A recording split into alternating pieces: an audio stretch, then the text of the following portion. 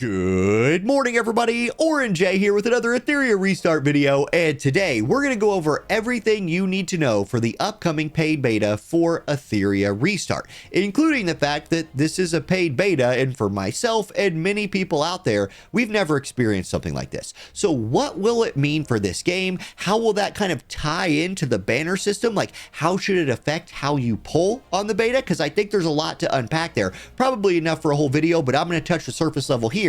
Then how this could be a positive direction for Gacha in general, not just the paid beta system, which is going to offer, some pretty good deals, but how this Gacha system in this game is just so much better than many other Gachas I've played. In fact, it might be the best Gacha system that I've been a part of at all. We'll talk about that. There's going to be a ton of things to do in this beta, so you won't be bored. And I want to leave this video by giving you some resources you can use in the meantime to kind of get you ready for the beta or expand your knowledge once you're in. Now, let's start with the the elephant in the room, whatever color it is. And I actually don't even think it's an elephant. I think it's just a good thing.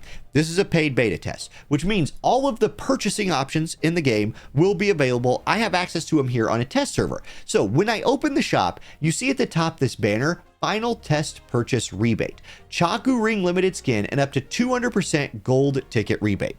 Let me show you what that means. First, Chaku Ring Limited Skin. You're going to get this Chaku Ring right here. See, I got him equipped sitting in that little chair. The Horn Devil guy, we get that. So if you spin in the beta, you get that. That's kind of cool, but it's not the most important thing. The most important thing is definitely the up to 200% gold ticket rebate.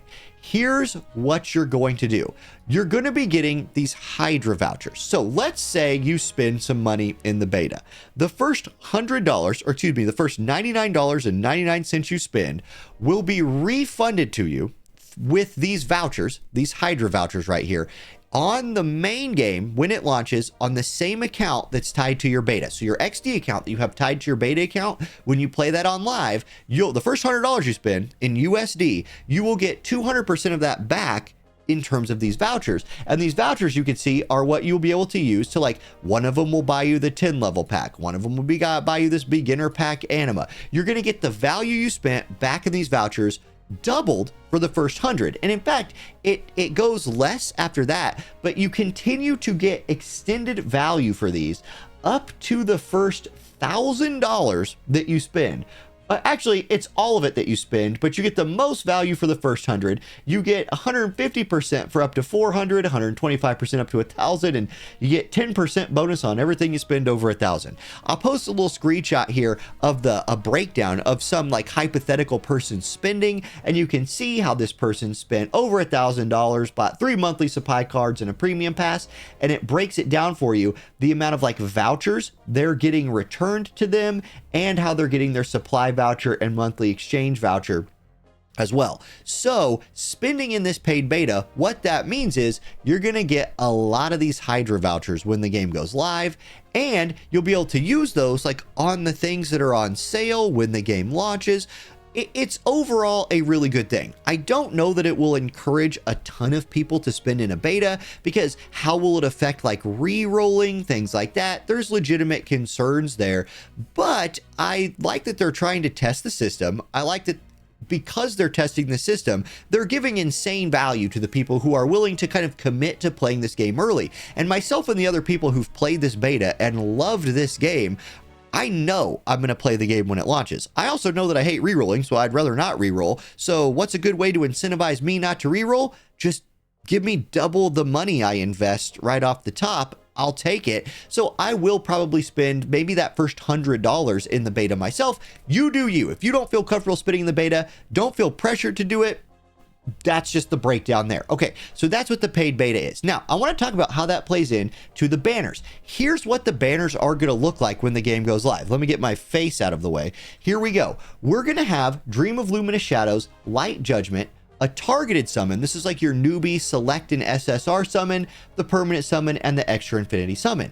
On the test server I have right now, I have access to all these right away. So the beauty of this beta, having access to all this stuff, is you could say, okay, I want to spend and see if Freya is my girl. You could spend a little bit of money knowing you're going to get all of that, times 2 if it's less than $100 back when you're done. You pull Freya, and if she is your girl, if this is your new main character, you feel pretty good about it because you know you want her. When the game goes live, boom, you get her and you build around her. But let's say you're not 100% sure that she's your girl. Well, you can go to this targeted summon right here. In this summon, you could come in here and pick any of these other SSR characters. Say you're like, they announced Mia being one of the new characters, and literally no one who's played in the beta has got to play with her yet, I think, because she's one of the 5 new ones. You could select her as your featured summon, go pull. You know, this only takes 40 pulls here on this newbie banner to get her, play with her. And if you don't like that character, say, you know what, when the game goes live, I'm going to come in here and pick, you know, a Tiamat or somebody who I know is a safer first pick because I've seen some videos on Orange's channel explaining why these characters are good or bad. Those videos are coming for sure. So I love the fact that you can come in here, and what I would suggest doing in the beta is use this targeted summon. I got 2 suggestions. 1, use this targeted summon. For me, Veronica is the character I want the most. Red-haired waifu girls in my turn-based gacha games. Himiko, anybody? Look, I think she's going to be insane for PvP. I want to build her out, see what she can do for my account. She's going to be the character that I try to use the most in the beta to see if she fits my account. If she doesn't, I can just go back to like Tiamat or somebody, the person I picked on my last beta playthrough, and just use her, or try out any of the other SSRs. Use this targeted summon as a way of trying out characters that you want to see if you want to like main them in the main game. Then with these summons, Light Judgment, which is in 100 pulls guarantees you Messiah, or Dream of Luminous Shadows, which in 100 pulls guarantees you Freya. You could, if you are going to spend, or you do want to like try for one of those, go for them. If you don't like them, don't go for them in the main game. Kind of the same thing right there, kind of the same advice. And one of the reasons I mentioned at the beginning that this gacha system could be a big step forward for gacha systems in general is 2 reasons. 1, look at the drop rates on this Dream of Luminous Shadows. 1% drop rate for an SSR, and it's only her. There's no 50-50s on this banner. If you pull on this banner and you pull an SSR, guess who you get? You get Freya. She's the only one. You can't lose a 50-50 and get some dupe of a character you already had. Dupes are not even like a great thing in this game. They're mostly just a stat boost. It's not like a Honkai Star Rail where dupes like completely change the way the character plays. It's a beautiful thing about this game. So you're guaranteed to get her on this banner. Same thing with your guy on this banner. Same thing with Messiah. He's the only SSR on there. There's a boosted SR character on there for some reason. That's just weird. I don't know. They're all 4.5%. But there's these SSR characters. Oh, it's because of the elements. This is the dark and light element. Duh. But anyway, these characters are on here. These are who you're guaranteed to get. And you know what else is great about the gacha system in this game? I'll do a whole video on the gacha system, but look at this. Here's your permanent summon banner. Guess who's already in here? Freya. Freya's already in here. One of my cats just like killed itself in the hallway. Hold on, be right back. I don't know if my mic picked that up, but there must have been an intruder cat, and my guardian cat decided to just lose its mind. I don't know. Anyway, whatever that was.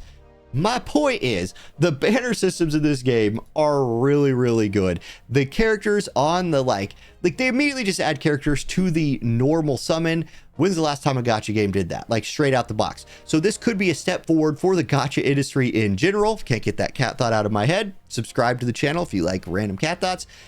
Continuing down the list. Okay, tons to do. Now, there is so much to talk about with what to do in this game. It deserves several of its own videos, but essentially you can play through the story if you want to. And one of the things I would suggest about playing through the story is you could use the beta as an opportunity to experience the story for real. Then when the game comes out, take advantage of the skip button. And if you want to push fast, if you're somebody who likes to progress the game fast, enjoy the story now in the beta and then just breeze through it when the game comes out to, you know, try to keep up with the Joneses if you want to. That's definitely something I would suggest. Also come into the challenge missions. The top 4 here are, you know, the stuff you have in all gacha games: experience farming material, progression material, all of that. But all of the new trials and things, all of the special events, try them out. See what you like, see what you don't like, and dive into PvP a little bit. I don't know how active PvP will be on the beta. I don't know if Fearless Arena will be a thing yet. This is the one I'm probably the most excited for, with like the the picking and banning, or I don't think there's banning, but like picking against your opponent. But try all this out. This is a game that heavily leans in to its PvP. It's one of the reasons I'm so dang excited for this game. War of the Visions, the channel, or the game that got my channel started, was a PvP game, and man, that's my roots. So characters like Doki Doki, go for a Doki Doki, see if you could do some PvP. She's good in all game types. Honestly, she's probably the best character in the game.